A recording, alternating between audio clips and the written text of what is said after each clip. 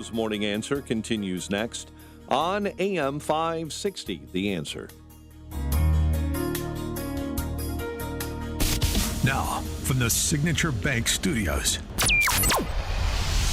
this is Chicago's Morning Answer with Dan Proft and Amy Jacobson on AM 560, The Answer.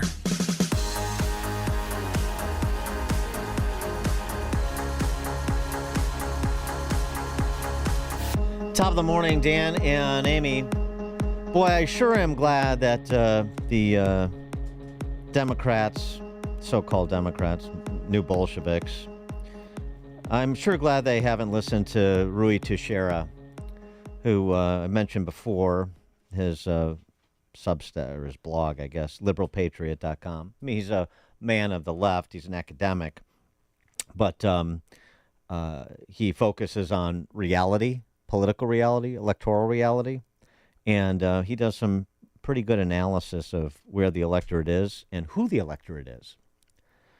And he's had some recommendations for the Biden-Harris administration over the last couple of years on appealing to working-class voters in particular that they have dutifully ignored, and it's inured to Trump's benefit. And the sort of Kamala government-centric, three-tiered or three-pedestaled economic plan of subsidies and price controls and tax increases, it's just not compelling. It comes across as just as disingenuous as it is because they don't really have a command of what they're suggesting. Let me give you an example. I'm not even talking about Kamala's word salads. I'm talking about instance like this with a Kamala surrogate on Fox talking about the grand economic vision of one Kamala Harris and having this to say when politely challenged, really, by Sandra Smith on price gouging, the price gouging allegations, or gauging, as Kamala might say, that they have been leveling against big grocery for the last several weeks. What is Harris's plan? We're waiting. Yeah, okay, there's a lot of aspects to it in regards to looking at it online. So let's talk about lowering the grocery costs because that's something that's brought up. The viewers can look at this online. She talks about certain things in regards to advancing the first federal ban on price gouging on food and groceries, to set clear rules to the road to make it clear that big corporations can't unfairly exploit consumers as well. Is that happening? Is that happening? It's not at this moment. No, this is her plan that's laid out for the first 100 days when she becomes president of the United States of America. Gouging, is that currently happening? In regards to I don't know exactly if that's currently happening or not because I'm not privy to that type of information. Okay. But there are people are costing a lot of money. Somebody's getting a little angry there, a little agitated. You don't know if it's happening, so then your plan is a solution in search of a problem? If you don't know it's happening, then why are you proposing something that may or may not address what you suggest is a problem? This is where the college-educated run into the common sense of the working man and woman. Trump carried working-class voters by 4 points, but lost college-educated voters by 18 points. The education gap was 22. By contrast, in 2012, it was a mere 3 points. But here's what's happening with the Democrats, as we've been talking about. They're losing non-white working-class voters. For example, Kamala has a 24-point lead among non-white working-class voters. In 2020, Biden won that cohort by 49 points. So it is happening, and I think some people recognize it, but perhaps the punditry does not. Something else, too, just in terms of the composition of the electorate. Again, this is Rui Teixeira's analysis over at the Liberal Patriot. Around 2/3 of the eligible voters are non-college educated.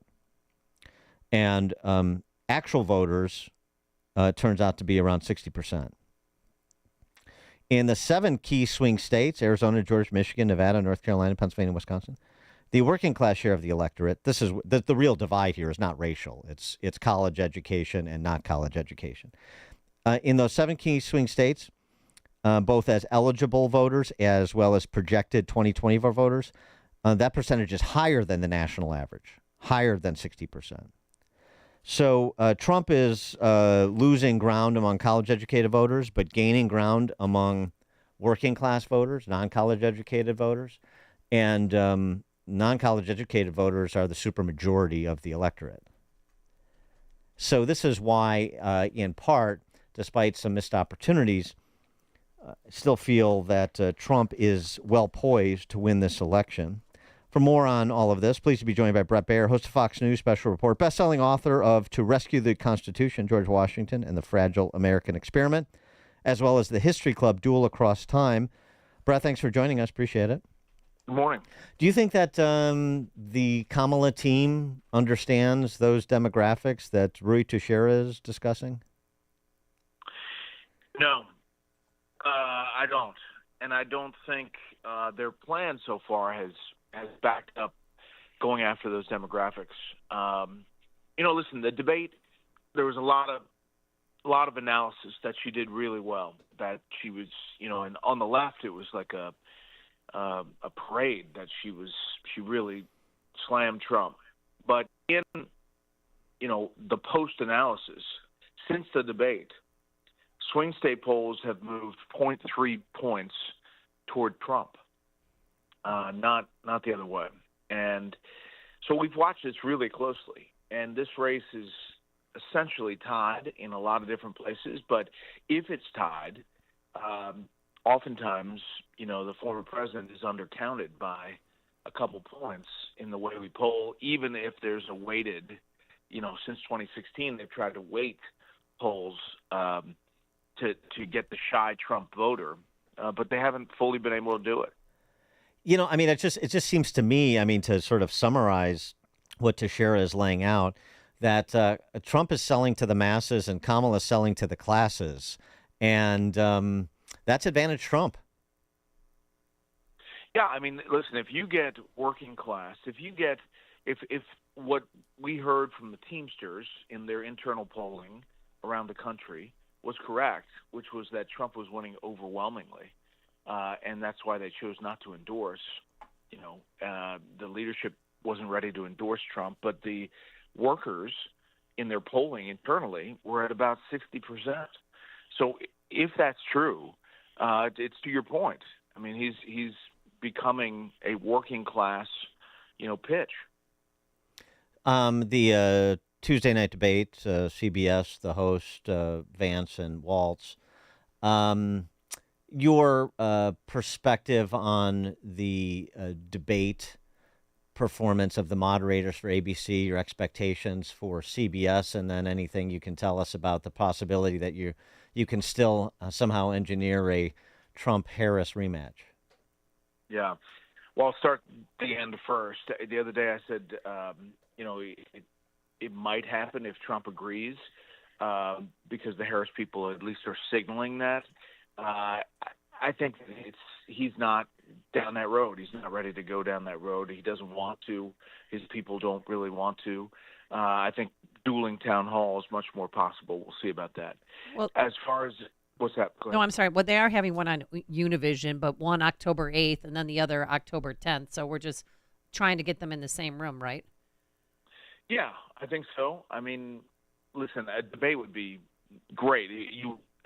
I think that that's the only time that you're going to really get that amount of viewers, 70 million plus viewers all at one event. So, we're still, hope springs eternal, but I think it's less likely now. To your first question, yeah, listen, if you're going to go down the correct and jump in lane, you've got to do it both ways. It's got to be equal. And, people say, well, there's so much more to correct with the former president. I don't know. I found there were a lot of things that the vice president said that could have been corrected in that debate. So I think the CBS anchors who I know, Nora O'Donnell and Margaret Brennan, are probably going to go towards the Jake Tapper, Dana Bash model, which I think is good. Let the candidates do the fact checking, give them time, be equal, and try not to be the story. And that's the biggest thing. Luck. With respect to Team Trump's reticence to do another debate, what's your sense of it in terms of the why? Is it just simply they just don't see it in their political interest to do so? Yeah, I think that they sense that there's an effort on the Harris campaign because they look at their internal polls and realize they need another moment. And the Trump people are not that way. You know, he's essentially saying he did 2 debates already with Biden and with Harris. And, you know, I think there's a slight chance, a slight window. I just don't think it's heading that direction. But you stand by what you said on the Hugh Hewitt show that you believe the Harris campaign would do the Fox debate, but Trump is the holdup right now. No, I stand by the fact that the Harris campaign would likely do, I believe, if Trump agreed to a debate, that the Harris people would do it because they want to do it that bad. That's essentially, you know, what I said. Right. They can't have all the home games. I mean, they have to go to different networks, not all ABC and CNN. Yeah. Well, what about if you can't get Trump and Kamala? What about Doug and Melania? That would be awesome. There you go. That would be good. The Yeah. first. Yeah. And he I can like wear a that. straw behind his ear because that's a pet peeve of Kamala's. Yeah. Yeah. That would be good. I mean, Melania could pitch her new book that's coming out. no, Doug could talk about combating toxic masculinity, and Melania could represent femininity and see what America likes. I'll leave that one to you. Yeah, exactly. All right, so it's not been a particularly good week for Secret Service again, or FBI for that matter again. And we get this word from the D.C. press corps that Trump's campaign scrapped plans for an outdoor rally in Wisconsin after Secret Service said it did not have the personnel needed to secure the site. At the UN. So I'm sorry. So now the administration, the Secret Service, and the acting director, these are administration personnel, are altering the schedule of their challenger. Unbelievable. That seems a little problematic. I know he's going to be in Butler on October 5th for his triumphant return, and hopefully that the required personnel will be present and accounted for. But I mean, I struggle to understand exactly what Secret Service and what this administration vis-a-vis Secret Service thinks they're doing with respect to their political opponent. Yeah, I agree with you. I mean, right after saying that he has presidential level protection, they said that you can't be outside, and we can't do that because of numbers after the United Nations. I mean, they don't say that when the president's going someplace. They don't say that when there are big events, and to be after 2 assassination attempts and then put that out is really quite something. Well, Kamala's going to be at the border today. I mean, she can go outside and roam freely. There's big issues here with the Secret Service, and I think we're going to find out just how bad. Already that Senate report is pretty egregious. Yeah. I know. We've talked to Susan Crabtree over at RealClearPolitics.com, too. I mean, who's been documenting some of the internal problems in Secret Service that haven't risen to this level for a long time, but it's sort of fruit of the poisonous tree. All these internal problems that have been reported on over the last several years now metastasize, and you have them sort of the incompetence that was documented in that Senate committee report manifesting itself in a former president almost being killed. And also, too, I mean, arguments over a potential breach with respect to Obama's Secret Service detail, too. I mean, it seems like here we go again talking about another agency with awesome law enforcement power that doesn't seem to be quite up for the job.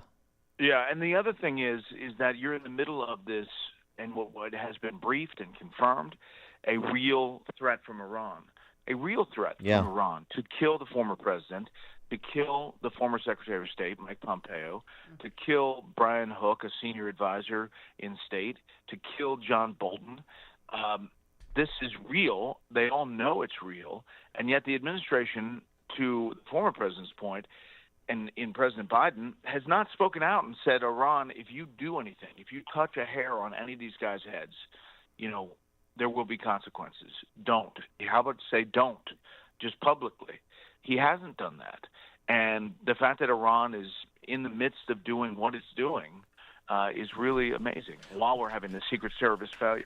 Well, not to mention that the only statement they are issuing in the direction of Iran is to sort of with these other some other Western European allies is to say, hey, let's tamp down the coarse words Israel vis-a-vis Hezbollah, which is an Iranian proxy, of course, terrorist organization. I mean, they're again sort of demonstrating, and it's not just the United States, but it's the United States is leading a demonstration of weakness in the face of the Iranian threat vis-a-vis Hezbollah, vis-a-vis Hamas, with respect to supposedly our singular ally in the Middle East. Yeah, and it's not like Hezbollah or Hamas are changing their stripes. I mean, they're pledging the continued attack on Israel with the help and funding of Iran. All this money flows one way to all their terrorist proxies, and we, in part, have opened that spigot. Bret Baier, host of Fox News Special Report, 5 p.m. Chicago time during the week. Best-selling author of To Rescue the Constitution, George Washington and the Fragile American Experiment, as well as the History Club, Duel Across Time. Bret, thank you as always. All right, we'll see you. Thank you. And he joined us on our turnkey.pro answer line. It's news, opinion, insight. This is Chicago's Morning Answer on AM 560. The Answer.